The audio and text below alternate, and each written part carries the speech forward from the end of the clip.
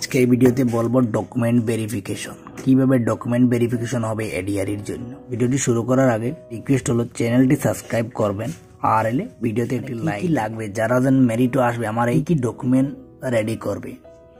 তো আমি এই ভিডিওতে বলবো আমার রিলেটিভ একজনে 2022 সালে এডিআরি পাস করতে তার এক্সপিরিয়েন্স মতে আমাকে বলছে, আর আমি তো ভিডিওর মাধ্যমে বলছি, তার এক্সপিরিয়েন্স মতে আমি বলছি।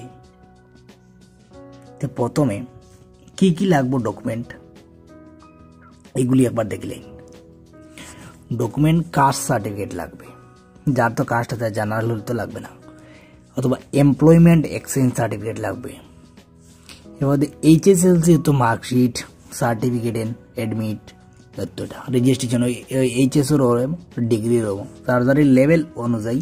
তো ডিপ্লোমা সার্টিফিকেট যদি ডিপ্লোমা ফটো লাগবে, প্যান কার্ড বা ভোটার কার্ড বা আধার কার্ড এটা নিবি, আর মোবাইল নাম্বারটা লাগবে যেটা চলিত আছে, আর অরিজিনাল অ্যান্ড জেরক্স সেট, অরিজিনালও লাগবে, জেরক্সও সেট লাগবে।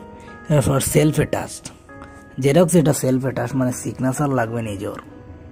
এইগুলি ডকুমেন্ট হইলে আমরা পুরো ভেরিফিকেশন হয়ে দিব। যদি ভিডিওটি ভালো লাগে তাহলে লাইক করবেন আর চ্যানেলটির সাথে যুক্ত থাকবে। এডিআরির সকল ইনফরমেশন এই চ্যানেলে দেওয়া হবে, আপনারা যুক্ত থাকবেন। প্লিজ সাবস্ক্রাইব করবেন আর বন্ধুদের সাথে শেয়ার করবেন।